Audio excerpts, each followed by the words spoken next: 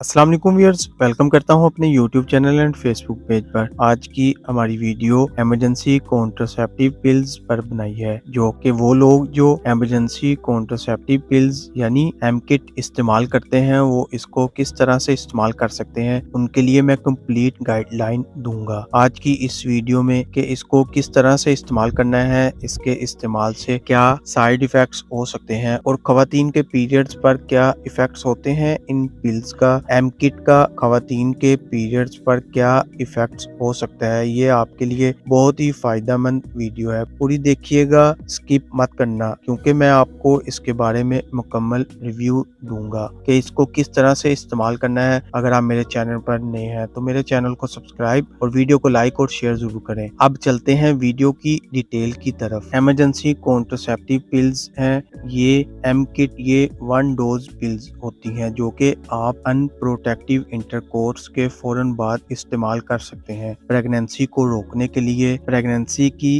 Power show इसको यानी हमल को रोकने के लिए इस्तेमाल किया जाता है। जाफा कंपनी इसको बना रही है। 2 टैबलेट सेम टाइम इस्तेमाल करनी है। आगे वीडियो में बताऊंगा आपको कि कैसे आपने इसको इस्तेमाल करना है। अगर हम इसकी कंपोजिशन की बात करें तो इसमें लेवोनोजेस्ट्रोल 0.75 mg पाया जाता है।